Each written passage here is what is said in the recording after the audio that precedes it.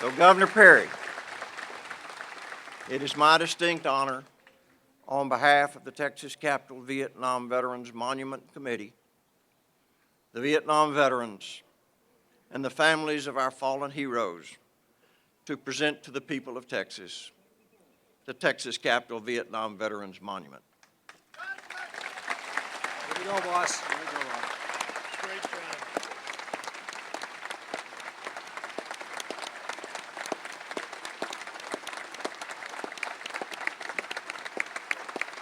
Stay here. Thanks, Rick. Stay here. I promise you I'm not going to be long. Okay. Robert, stay here. I promise you I'm going to be brief. And on behalf of 26 million Texans, I proudly accept this monument onto the Capitol grounds. I want to thank all the committee members. A lot of hard work went into this. Chuy, Wayne, to both of you, thank you for the work that you did starting that legislation towards my desk. And what started with your efforts has grown. The help of your fellow legislators. There were other state and federal officials. Jerry, you were very involved with that, and thank you for that. Governor, thank you for your blessings and your push. Donors all across this state that you've heard about already, culminating in today's dedication of this very proud monument. You know, we've always had quite a bond with our men and women of the military in this state. We've also been pretty proud state, General. Proud of our daughters, proud of our sons. When this country called them, they stepped forward. However, the veterans of Vietnam, through no fault of their own, they found themselves stuck between the call of duty and the turmoil of a lost decade.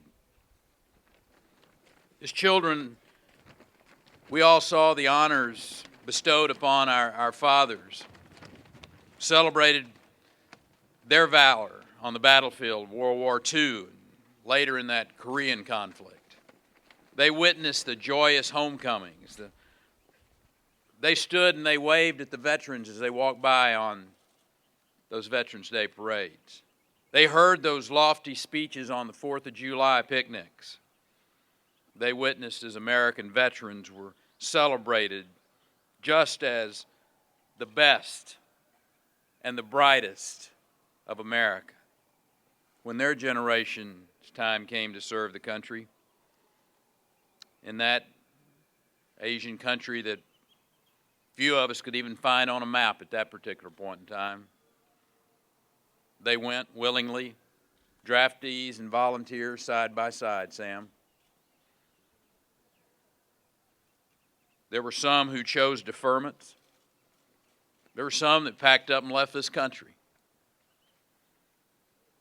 But these brave individuals decided to do what was right.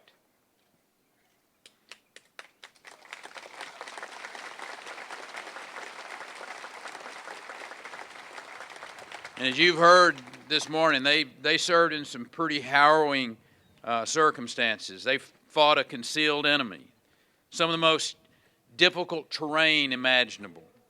And through it all, they exhibited the same brand of courage and loyalty members of the American Armed Forces have capably demonstrated throughout our history. They fought, they bled, all too often they died for their country. But when they came home, there wasn't any parades.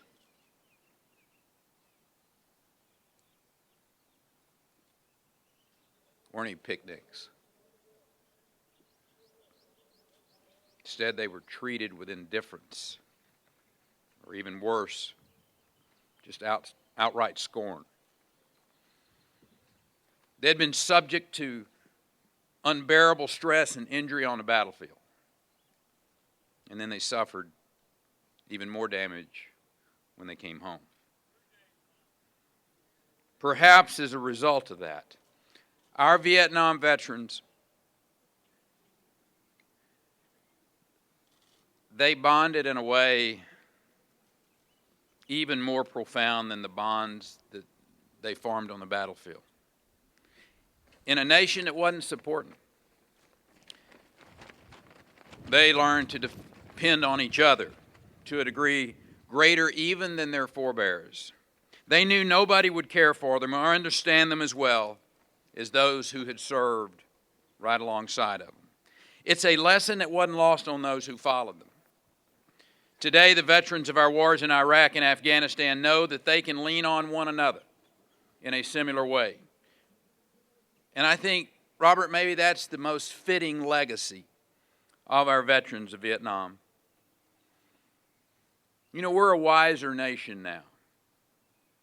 The fact that we're gathered here today that's just kind of one small piece of evidence of that. We now better understand that obligation that we honor those who fought and died for our freedom.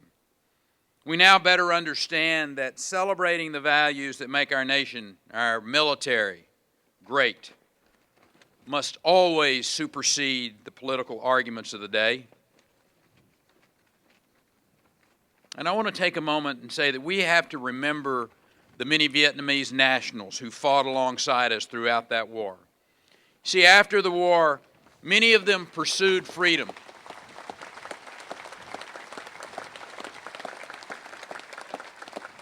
They pursued freedom right here in the United States. And many of them got it completely and totally right, and they moved to Texas.